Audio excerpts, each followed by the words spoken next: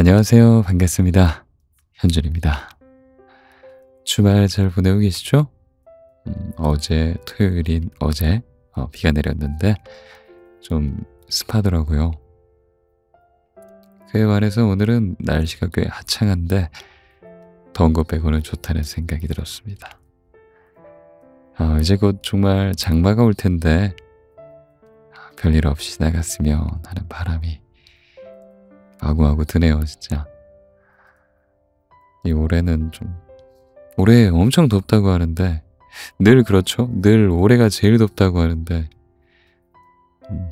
유튜브 댓글 같은 데를 보다 보면 올해가 제일 시원한 건 아닌가요? 하고 사람들이 묻더라고요.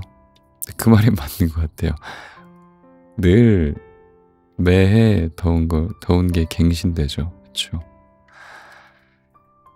그래, 오늘 제가 소개해드릴 책은 며칠 전에 소개해드렸던 나스메 소세키의 마음이란 책의 다음 부분입니다.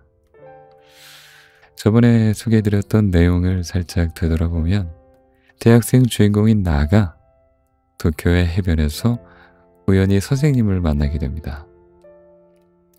주인공이 그 사람을 만나고 선생님이라고 부르게 돼요.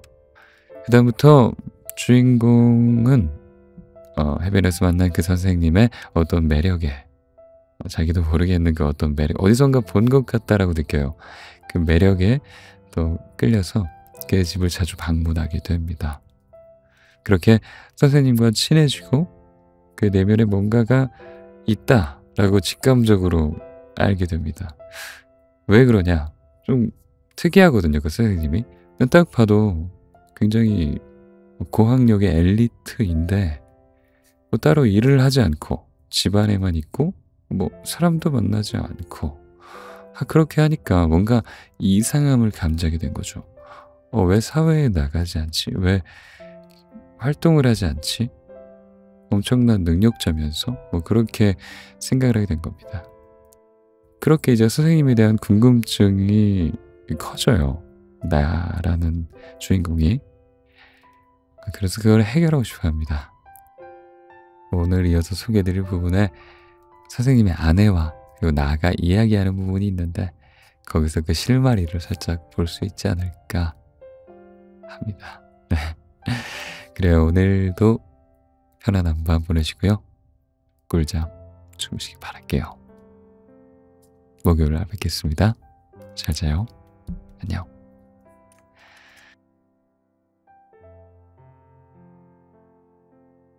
우리는 군중 속에 있었다. 모두 행복해 보였다. 그곳을 지나서 꽃도 사람도 보이지 않는 숲속으로 들어갈 때까지 같은 문제를 입에 담을 기회가 없었다. 사랑이 죄악입니까? 내가 불쑥 물었다. 죄악이지, 분명히. 선생님의 말투에는 좀 전보다 힘이 들어가 있었다. 왜 그렇죠? 왜인지는 곧 알게 될 거네. 곧이 아니라 이미 알고 있을 텐데. 자네 마음은 훨씬 전부터 사랑 때문에 움직이고 있지 않나. 나는 일단 내 마음속을 살펴보았다. 그것은 의외로 공허했다. 전혀 짐작이 가지 않았다. 제 마음속에는 이렇다 할 만한 대상이 전혀 없습니다. 선생님께는 숨기는 게 없죠. 대상이 없으니까 마음이 움직이는 거라네. 사랑을 하고 있다면 안정이 돼서 움직이지 않을 테니까.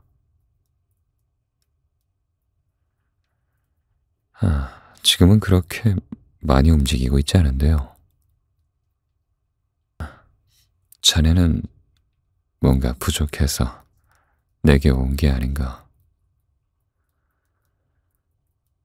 그럴지도 모릅니다만 그건 사랑이 아닙니다.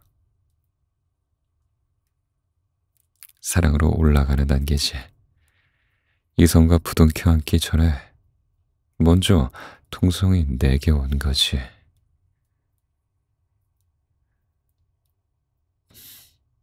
저는 그 둘의 성격이 전혀 다른 것 같이 느껴집니다만.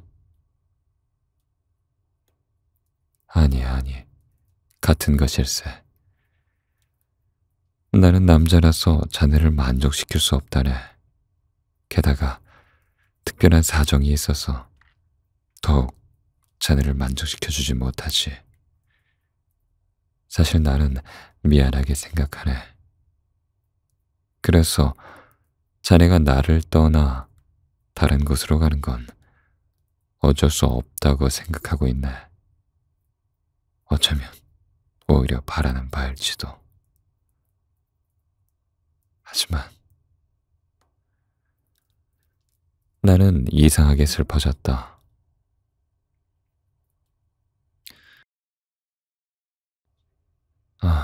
제가 선생님에게서 멀어져 갈 거라고 생각하신다면 그건 어쩔 수 없습니다만 아직까지 그런 마음이 든 적은 없습니다.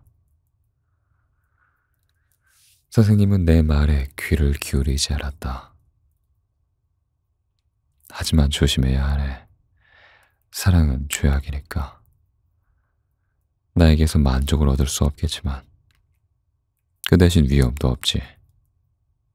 자네, 검고 긴 머리카락으로 묶였을 때 기분을 아나? 나는 상상은 해봤다. 하지만 실제 경험은 없었다. 어쨌든 간에 선생님이 말하는 죄악의 의미를 이해할 수 없었다. 게다가 난 약간 불쾌해졌다. 선생님, 죄악의 의미에 대해 확실히 말씀해 주십시오.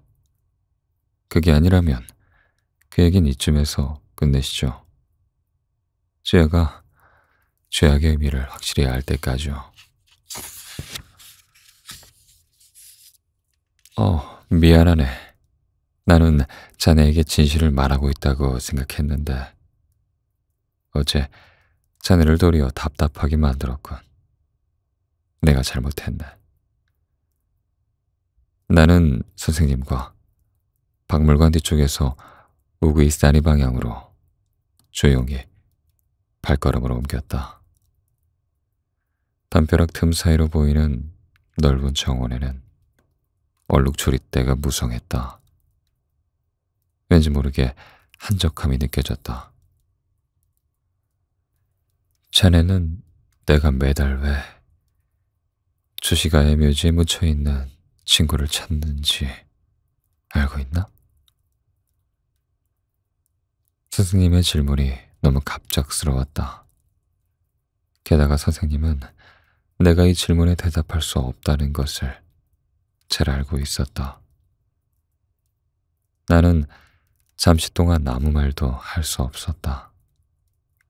그러자 선생님은 처음 알아차렸다는 듯이 이렇게 말했다. 내가 또 몹쓸 짓을 했군. 답답하게 만드는 것이 나쁘다고 생각해 설명하려고 했는데 그게 다시금 자네를 답답하게 만들었다니 도저히 안 되겠군. 이 문제는 이쯤에서 그만두기로 하세. 아무튼 사랑은 죄악이네. 알겠나? 그리고 신성한 것이지. 나는 선생님의 이야기를 점점 더 이해할 수 없었지만 그 이후 선생님으로부터 사랑이라는 말을 들을 수 없었다.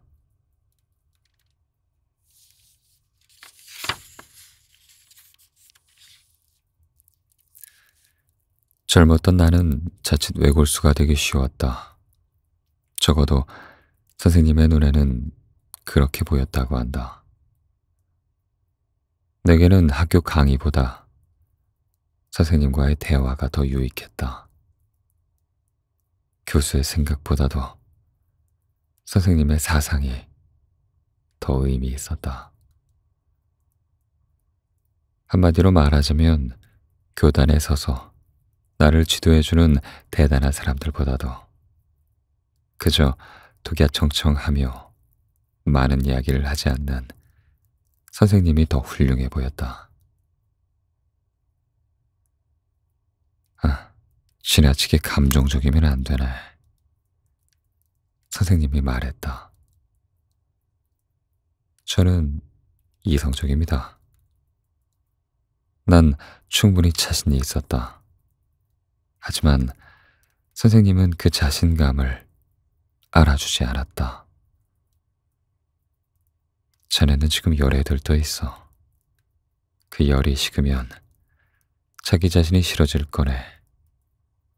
나는 지금 자네가 그런 생각을 하는 게 보기 괴롭다네. 하지만 앞으로 예상되는 자네의 변화를 생각하면 더 괴롭지. 저를 경박하게 보시는 겁니까? 믿지 못하십니까? 아니, 나는 그저 자네가 안타까울 따름이네. 안타깝지만 믿을 수는 없다는 말씀이십니까?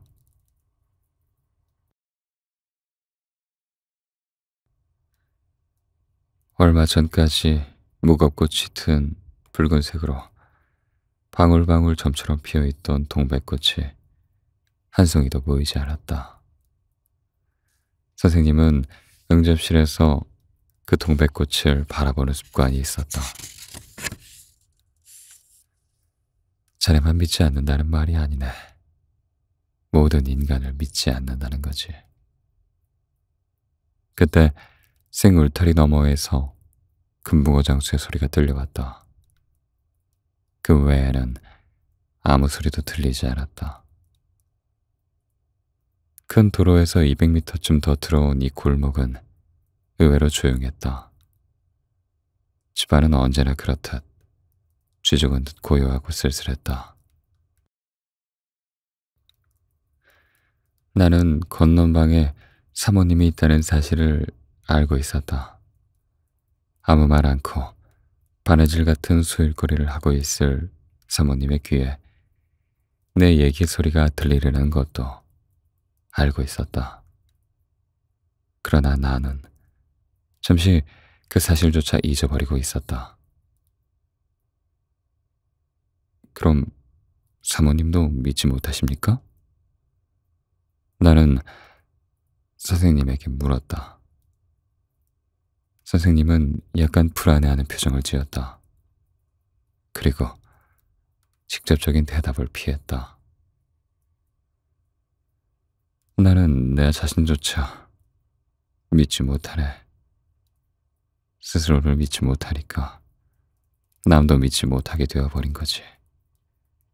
그저 이런 나 자신을 저주하는 수밖에 없네. 그렇게 어렵게 생각하면 확실한 건 아무것도 없지 않습니까? 아니, 그렇게 생각한 게 아니네. 그렇게 행동한 거지. 그렇게 행동한 후에 깜짝 놀랐네. 그리고 참으로 무서워졌지. 나는 그 얘기를 좀 더 하고 싶었다. 그때 건넌방에서 여보, 여보 하는 사모님의 목소리가 두 번 들렸다. 선생님이 두 번째 부르는 소리에 왜? 하고 대답하자 사모님은 잠깐만요 하고 선생님을 건넌방으로 불렀다. 두 사람 사이에 무슨 일이 있었는지 나는 모른다. 그것을 상상할 틈도 없이 선생님은 다시 내가 있는 곳으로 돌아왔다. 어쨌든 나를 너무 믿어서는 안 되네. 머지않아 후회할 테니까. 그리고 속았다는 배신감에 잔혹한 복수를 하고 싶어질 테니까. 에? 그건 또 무슨 뜻입니까? 예전에 그 사람 앞에 무릎을 꿇었다는 기억이 이번에는 그 사람 머리 위에 다리를 올려놓게 한다네. 나는 미래의 굴욕을 당하지 않으려고 지금의 존경을 물리치고 싶은 것이네. 지금보다 한층 더 외로울 미래의 나를 견디는 것 대신 지금의 외로움을 견디려고 하는 거지. 자유, 독립과 자기 본위로 넘치는 현대에 태어난 우리 모두는 그 대가로 외로움을 맛봐야 하는 거겠지. 나는 이런 각오를 하는 선생님에게 무슨 말을 해야 할지 알지 못했다.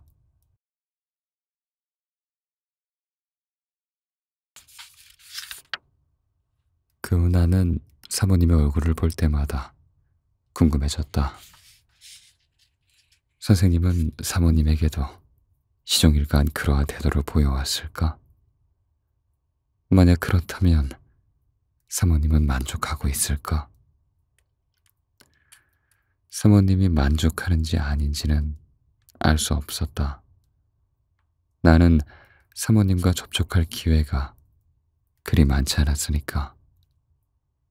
그리고 사모님은 볼 때마다 한결같았다.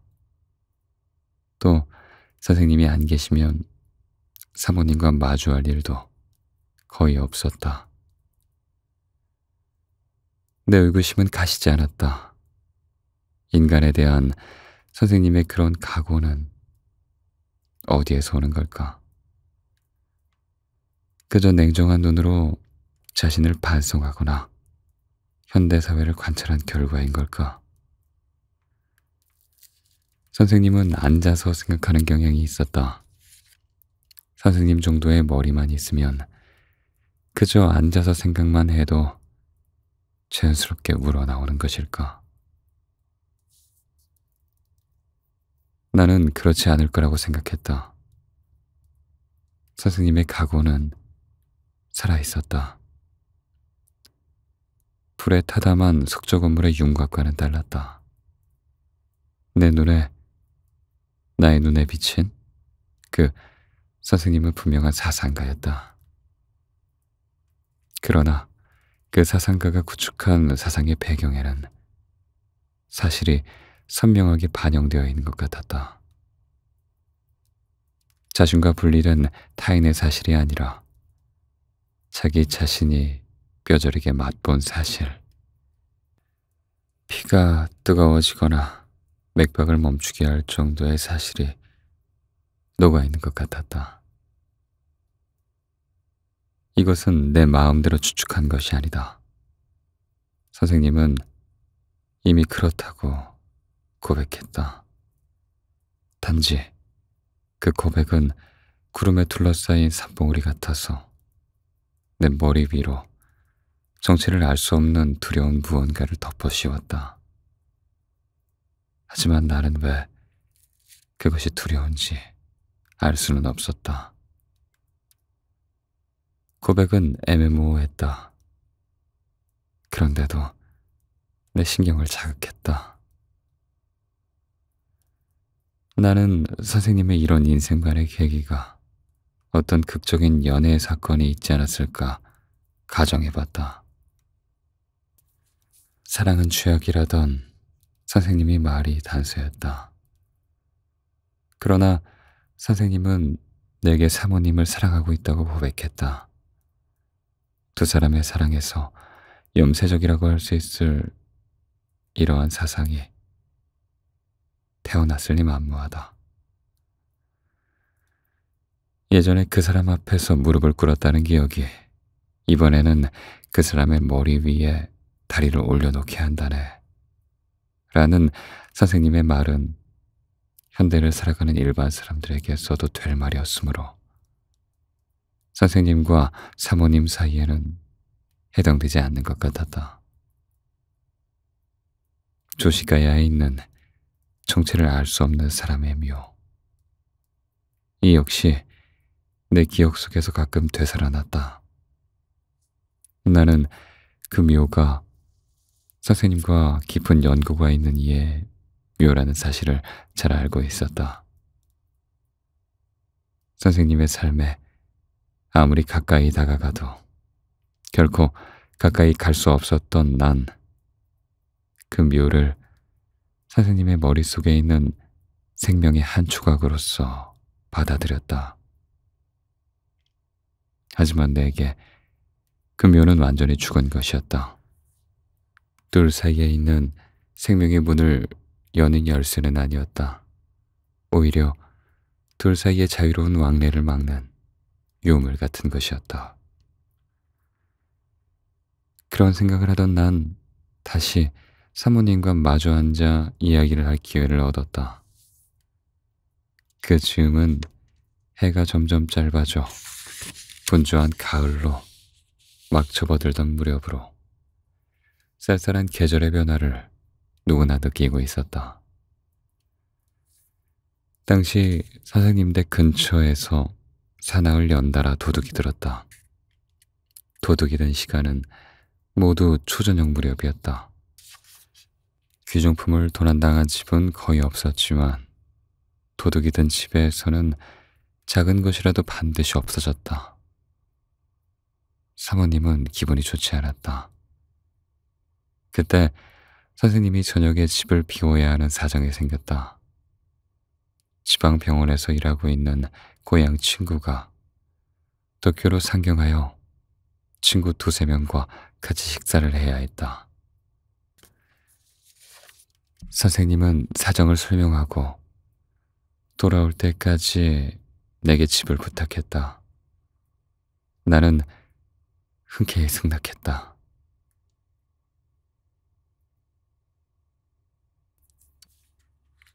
내가 선생님 댁에 도착했을 땐 불을 켤지 말지 애매한 초저녁이었다.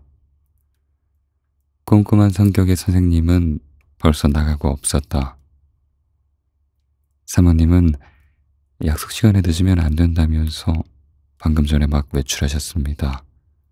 라고 말하며 나를 선생님의 서재로 안내했다. 서재에는 서양식 책상과 의자 외에도 엄청나게 많은 아름다운 책이 유리 너머로 전등빛을 받고 있었다. 사모님은 화로 앞에 깔아둔 방석 위에 나를 앉히고 저기 있는 책이라도 읽으세요 라고 말하고 나가버렸다. 나는 마치 주인이 돌아오기를 기다리는 손님 같은 기분이 들어서 괜히 어색했다. 정자하고 담배를 피웠다. 사모님이 거실에서 하녀에게 이야기하는 소리가 들렸다. 서재는 거실 툇마루의 막다른 곳에서 구부러지는 모퉁이에 있어서 건물 구조상 응접실에서 떨어져 조용했다. 사모님 이야기가 한 차례 끝나자 사방은 다시 쥐죽은 듯 조용해졌다. 나는 도둑을 기다리는 심정으로 가만히 앉아 두리번거렸다. 30분쯤 지나자 사모님이 다시 서재로 와서 얼굴을 보였다. 그러고는 어머 하며 가볍게 놀란 눈빛을 보냈다. 손님으로 온 사람처럼 점잖게 기다리고 있는 날 우습다는 듯 쳐다보았다. 그렇게 있으면 불편하지 않아요? 아닙니다. 괜찮습니다. 하지만 지루하죠?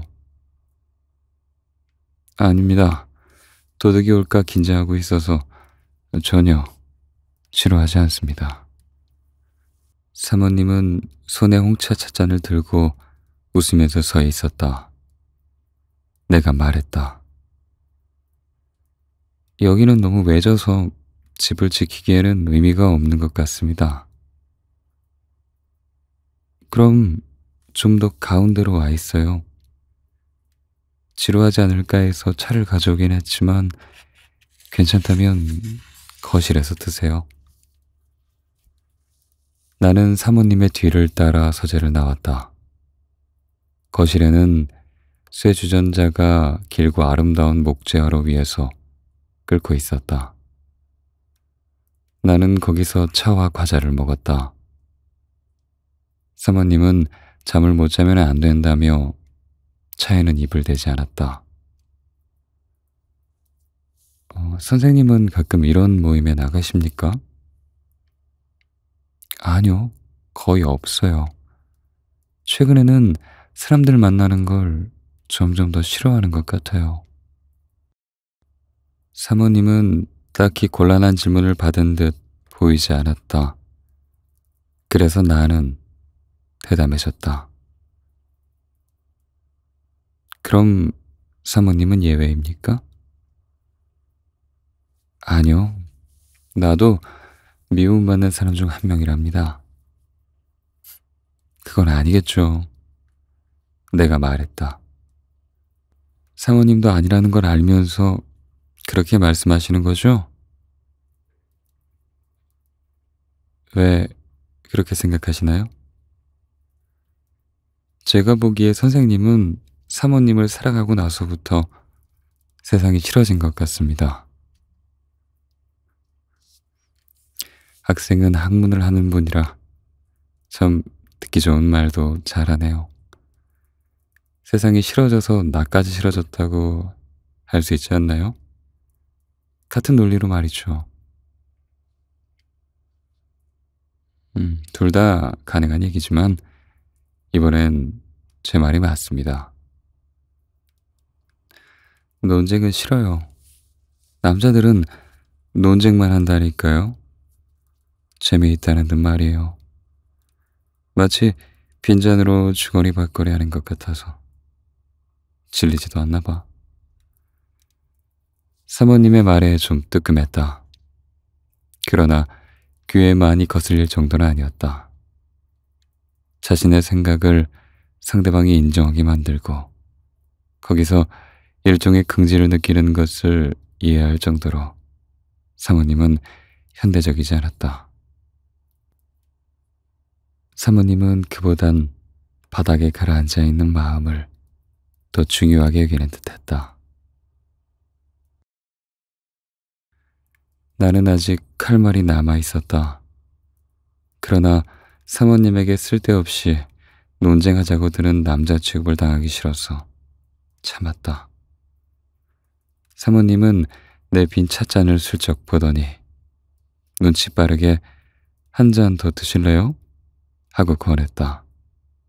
나는 찻잔을 사모님께 건넸다.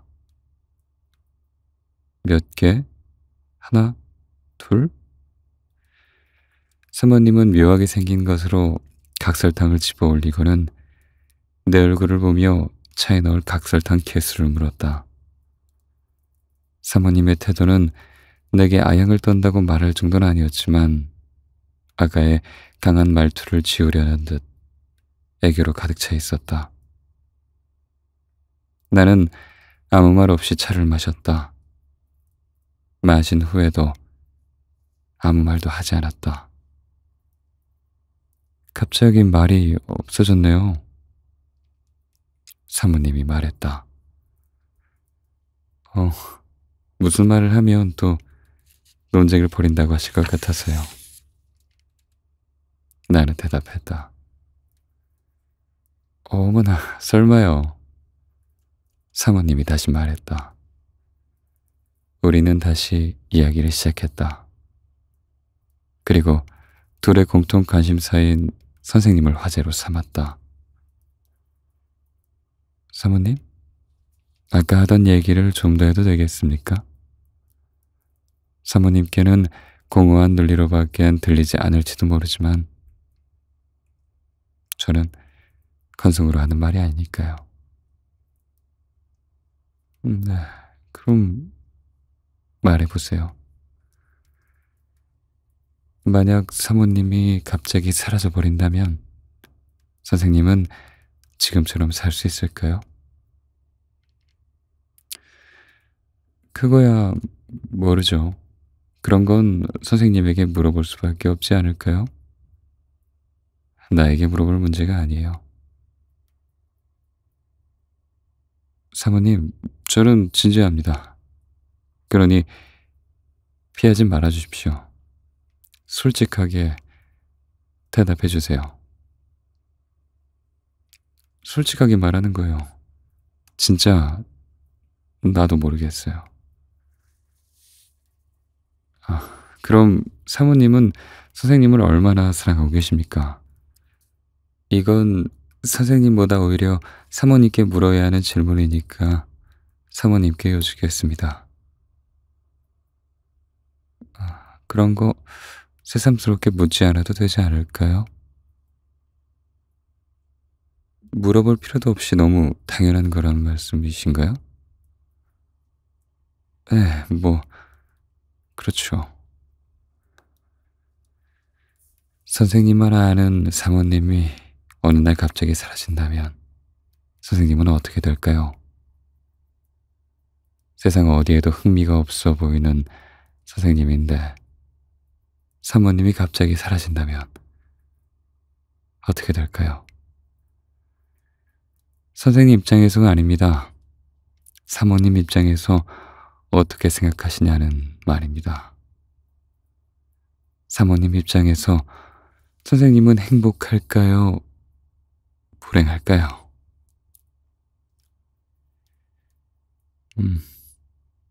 그야 내 입장에서는 말 하나만 하죠. 선생님은 내가 없으면 불행할 거예요. 어쩌면 살 수 없을지도 모르고요. 자만하는 것 같지만 저는 지금 선생님을 인간으로서 가능한 한 행복하게 해주고 있다고 믿어요. 그 누구도 나만큼 선생님을 행복하게 해줄 수 없다고 믿고 있답니다. 그래서 이렇게 침착하게 있을 수 있는 거예요. 그 믿음이 선생님에게 좋은 영향을 주고 있다고 생각합니다만, 그건 또 다른 문제예요. 역시 선생님에게 미움을 받고 있다는 말씀이세요? 아니요. 미움을 받고 있다고 전혀 생각하지 않아요. 그럴 리가 없잖아요. 하지만 선생님은 세상을 미워하고 있어요. 세상이라기보다 최근엔 인간을 싫어하게 되었죠. 그러니까 그 인간 중 한 사람인 나도 좋아할 리 없잖아요? 안 그래요? 미움을 받고 있다는 사모님의 말을 그제야 나는 이해를 할 수 있었다. 나는 사모님의 이력에 감탄했다. 사모님의 구식 일본 여성 같지 않은 태도도 내 사고방식에 큰 자극을 주었다. 사모님은 그즘 유행하기 시작한 이른바 신식 어휘들은 거의 사용하지 않았다. 나는 여자와 깊이 교제한 경험이 없는 세상 물정 모르는 청년이었다. 남자로서의 나는 이성을 본능적으로 동경의 대상으로 여기고 늘 여자를 그려왔다. 하지만 그것은 그리운 봄날에 구름을 쳐다보는 듯한 기분으로 그저 막연하게 꿈꾸고 있는 것에 지나지 않았다. 그래서 막상 여자 앞에 서면 평소의 생각과 전혀 다르게 행동하는 일이 있었다. 나는 내 앞에 여자가 있으면 끌리기보다는 도리어 이상한 반발심이 생겼다. 그런데 사모님 앞에서는 그런 기분이 들지 않았다. 남녀 사이를 가로막는 사상의 불균형도 거의 느끼지 못했다. 나는 사모님이 여자라는 사실을 잊고 있었다. 단지 선생님에 대한 성실한 비평가이자 감정을 공유하는 인간으로서 사모님을 보고 있었다. 사모님? 제가 전에 왜 선생님은 세상에 나가 활동하지 않으시냐고 물었을 때 사모님이 이렇게 말씀하신 적이 있습니다. 원래는 저렇지 않았다고. 네, 맞아요. 그랬죠. 진짜 저렇지 않았어요. 그럼 어땠습니까? 학생이 기대하는 대로 또 내가 희망하는 대로 믿음직한 사람이었어요. 그런데 왜 갑자기 변한 겁니까? 갑자기가 아니에요. 점점 저렇게 됐어요. 사모님은 늘 선생님과 함께 계셨지 않습니까? 물론이죠. 부부니까요. 그럼 선생님이 변한 원인을 잘 알고 계시겠네요. 그러니까 답답하다는 거예요. 학생에게 그런 말을 들으면 참 마음이 괴로워요. 하지만 아무리 생각해봐도 그럴 만한 일이 없었어요. 지금까지 몇 번이나 그 사람에게 제발 말해달라고 사정해봤지만 도통 말을 안 해줘요. 선생님은 뭐라고 하시는데요? 할 말 없다, 걱정할 거 없다. 그저 이런 성격이 되어버렸다. 그러죠. 상대를 안 해줘요. 나는 더 이상 아무 말도 하지 않았다. 사모님도 이야기를 멈췄다.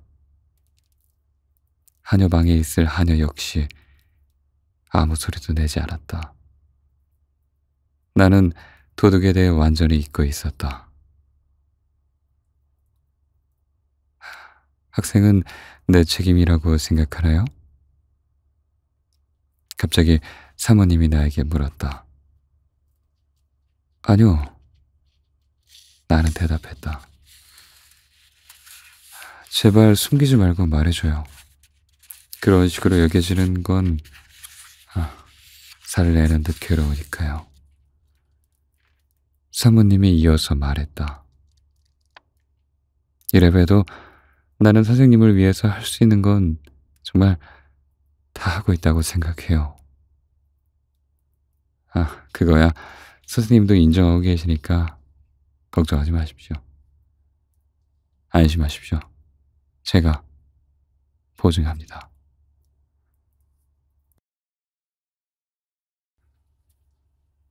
그러고 나서 물그릇에 물을 쇠주전자에 부었다. 쇠주전자는 순식간에 조용해졌다.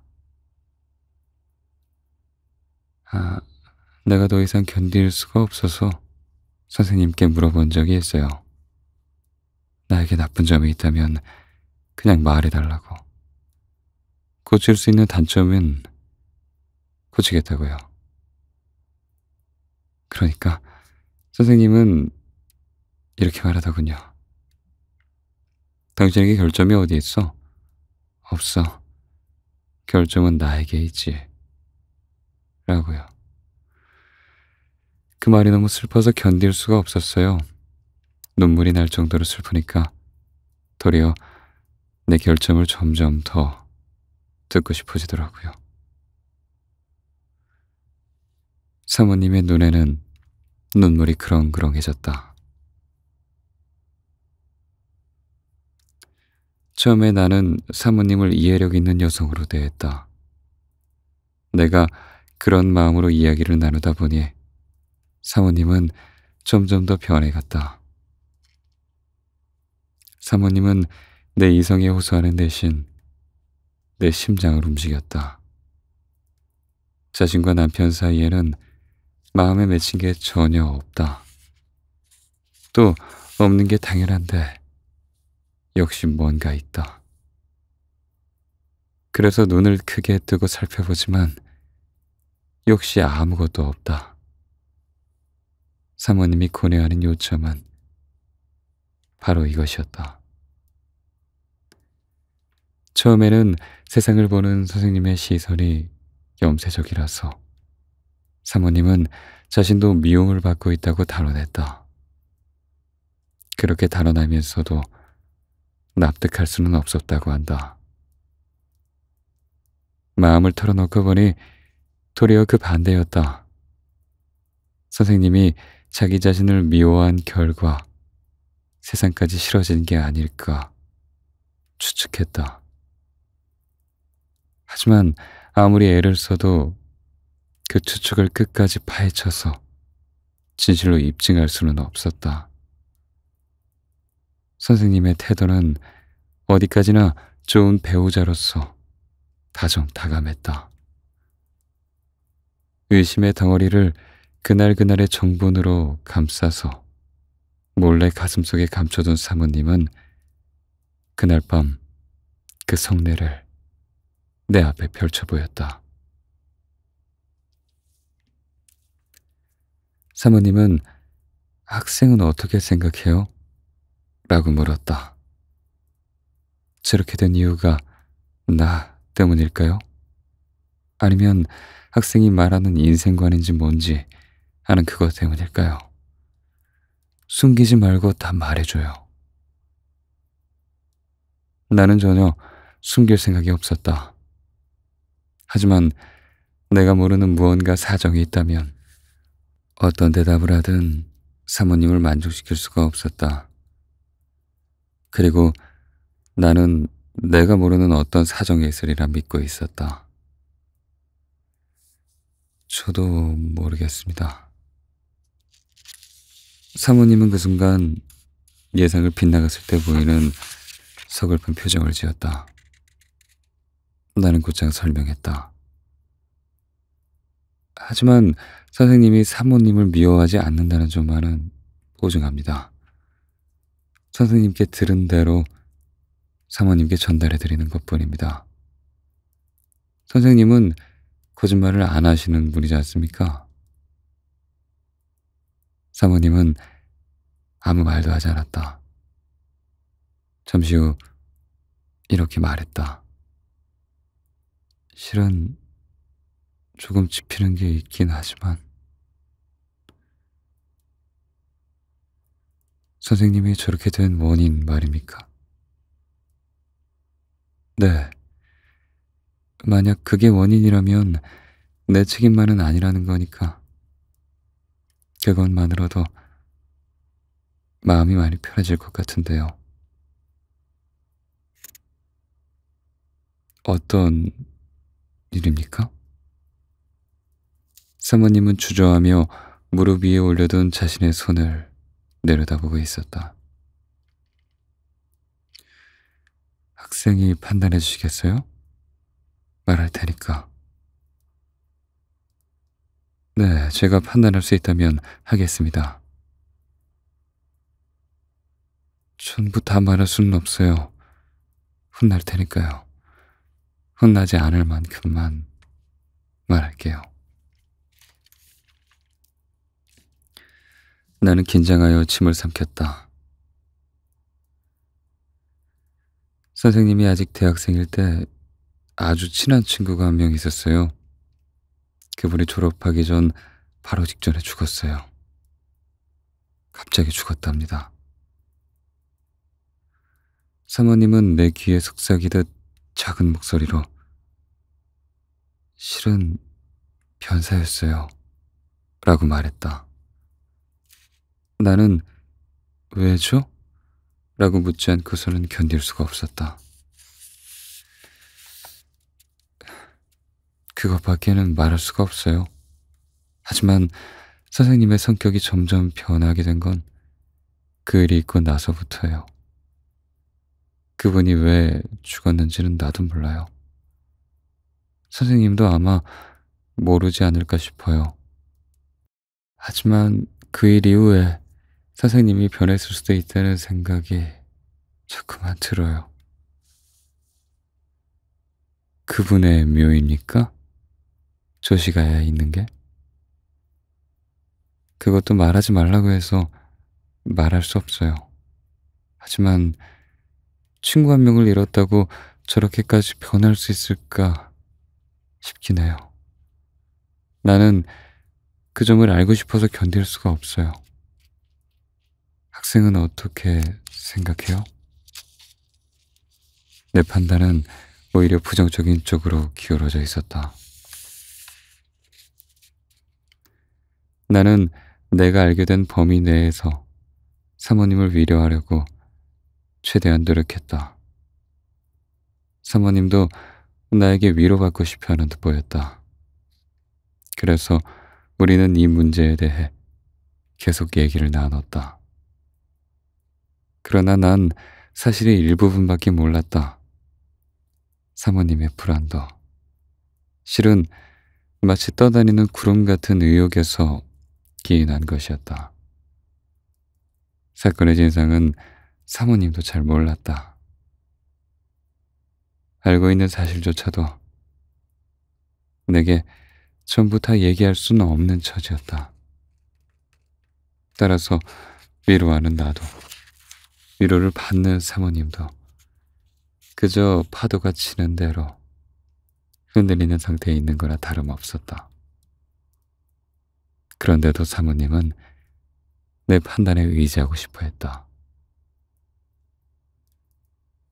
10시쯤 선생님의 발소리가 현관에 들리자 사모님은 지금까지의 일을 모두 잊었다는 듯 앞에 앉아있는 나를 뒷전으로 하고 서둘러 벌떡 일어서다가 격자문을 여는 선생님과 거의 부딪힐 뻔했다. 뒤에 남겨진 나는 사모님의 뒤를 따라갔다. 하녀는 잠깐 눈을 붙이고 있는지 따라 나오지 않았다. 선생님은 기분이 아주 좋아 보였다. 사모님은 더 좋아 보였다. 방금 전 사모님의 아름다운 눈 속에 맺힌 눈물과 검은 눈썹의 뿌리 부분에 모여있던 주름을 기억하는 나는 그 변화가 참으로 이상해서 그저 뚫어지게 쳐다보았다. 만약 사모님의 눈물과 주름이 거짓이 아니라면 그때까지 토로하던 사모님의 호소는 감상적 유희, 특히 나를 상대로 한 여성의 장난이자 유희라고 이해할 수 있었다. 설령 그렇다고는 해도 그때 나는 사모님을 비판적으로 볼 생각은 들지 않았다.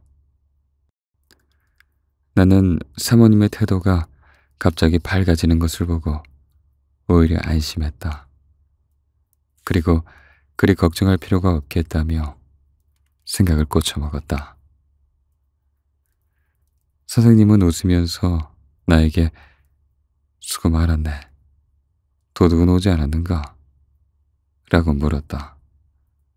그리고 오지 않아서 맥이 빠진 건 아닌가? 라고도 말했다. 돌아갈 때 사모님은 죄송해요 라고 인사했다. 바쁜데 시간을 빼앗아 미안하다기보다는 애써 왔는데 도둑이 안 와서 미안하게 되었다는 농담처럼 들렸다. 사모님은 그렇게 말하며 좀 전에 내놓았던 양과자 중 남은 걸 종이에 싸서 내 손에 쥐어주었다. 나는 그것을 소매 속에 넣고 인적이 드문 쌀쌀한 밤 골목길을 돌아 번화한 거리 쪽으로 걸음을 서둘렀다. 나는 그날 밤의 일을 기억 속에서 뽑아 여기에 자세하게 설명했다. 쓸 필요가 있어서 쓰긴 했지만 솔직히 말하면 사모님에게 과자를 받아서 돌아갈 때는 그날 밤의 대화가 그리 무겁게 느껴지지 않았다. 다음 날 점심을 먹으러 학교에서 돌아와 어제 저녁 책상 위에 올려놓은 과자 보따리를 풀어 초콜릿을 바른 짙은 갈색의 카스텔라를 입안 가득 넣었다. 그리고 카스텔라를 준 두 남녀가 행복한 한 쌍으로 존재하고 있음을 자각하며 맛을 보았다. 가을이 지나고 겨울이 올 때까지 별다른 일이 없었다. 나는 선생님 댁을 왕래하면서 덤으로 기모노를 뜯어서 빨고 다시 지는 일 같은 걸 사모님에게 부탁했다. 그때까지 주반이란 걸 입은 적이 없었던 난 셔츠 위에 까만 옷깃이 달린 걸 겹쳐 입게 된 건 이때부터였다. 아이가 없는 사모님은 이렇게 내 뒤치다거리라도 하며 무료함을 달래는 게 몸에 좋다고 했다. 이건 손으로 짠 거네요. 이렇게 좋은 옷감의 기모노는 지금까지 바느질해 본 적이 없어요. 그런데 바느질하기는 어렵네요. 바늘이 안 들어가요. 덕분에 바늘이 2개나 부러졌다고요. 이렇게 푸념할 때조차 사모님은 딱히 괜찮다는 얼굴은 하지 않았다. 겨울로 접어들었을 때 나는 고향으로 돌아가야만 하는 사정이 생겼다. 어머니에게서 온 편지에는 아버지의 병세가 좋지 않다며 오늘 내일 할 정도는 아니지만 아버지 연세가 연세인지라 가능하면 와달라고 부탁했다. 아버지는 예전부터 신장이 좋지 않았다. 아버지의 병은 중년 이후에 사람들에게 자주 나타나는 병으로 만성이었다. 그 대신 조심하기만 하면 심해지지는 않으리라고 본인도 가족도 믿고 있었다.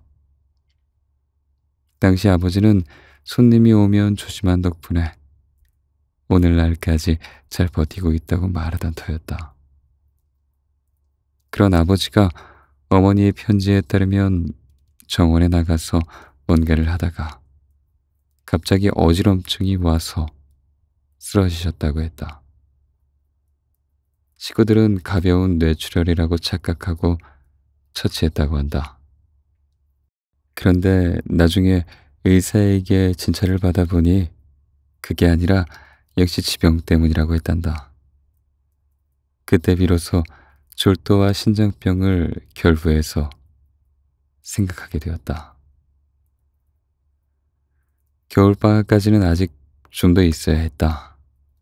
나는 방학이 될 때까지 기다려도 괜찮을 거라고 생각하고 귀성을 하루 이틀 미루고 있었다. 그 하루 이틀 동안 아버지가 몸져 누워 있는 모습, 어머니의 걱정스러운 얼굴이 가끔 눈앞에 아른거렸다. 그때마다 마음이 괴로워지는 바람에 나는 결국 고향에 내려가기로 결심했다. 나는 고향으로 갈 여비를 송금받는 절차와 시간을 덜고 작별 인사도 할 겸 선생님에게 필요한 만큼의 돈을 잠시 빌리기로 했다. 선생님은 감기 기운이 좀 있어서 응접실로 나오는 것이 내키지 않는다며 나를 서재로 불렀다. 서재 유리창으로 겨울철에는 드문 부드러운 햇빛이 들어와 책상보 위를 비추고 있었다. 선생님은 볕이 잘 드는 이 방에서 큰 화로를 두고 산바리 위에 새 대야에서 수증기가 올라오게 해 호흡이 힘들어지는 것을 막고 있었다. 큰 병이라면 모를까. 감기 같은 게 오히려 귀찮군. 선생님은 멋쩍은 듯 웃으며 내 얼굴을 봤다. 선생님은 병다운 병을 앓은 적이 없었다. 선생님의 말을 들은 난 웃음이 나올 것 같았다. 저는 감기 정도라면 견뎌보겠지만 그보다 심한 병은 딱 질색입니다. 선생님도 그러실걸요? 한번 걸려보면 잘 아실 겁니다. 과연 그럴까? 나는 이왕 병이 난다면 죽을 병에 걸리고 싶네만. 나는 선생님의 말에 딱히 신경 쓰지 않았다. 곧장 어머니 편지 이야기를 하고 돈을 빌려줍사 부탁했다. 그거 참 곤란하겠군. 그 정도라면 지금 있을 테니 가지고 오라고 하겠네. 선생님은 사모님을 불러 필요한 금액을 얘기하고 가지고 오라고 했다. 사모님은 안쪽 찻잔 같은 곳에서 돈을 꺼내 흰색 갱지 위에 조심스럽게 올리고는 걱정이 많겠어요 라고 말했다. 몇 번이나 졸도하신 건가? 하고 선생님이 물었다. 편지에는 몇 번인지까진 적혀 있지 않았습니다. 그렇게나 몇 번씩 졸도하는 병인가요? 네, 그래요. 사모님의 어머니도 내 아버지와 같은 병으로 돌아가셨다는 사실을 나는 그때 처음 알았다. 아마도 힘들 것 같습니다. 내가 말했다. 아마도 그렇겠지. 내가 대신할 수 있다면 그러고 싶네. 구토도 하시나? 글쎄요. 거기까지는 자세한 얘긴 적혀 있지 않아서 잘 모르겠습니다. 아마 없었을 겁니다. 구토를 안 하신다면 아직 괜찮을 거예요. 사모님이 말했다. 나는 그날 밤 기차로 도쿄를 떠났다.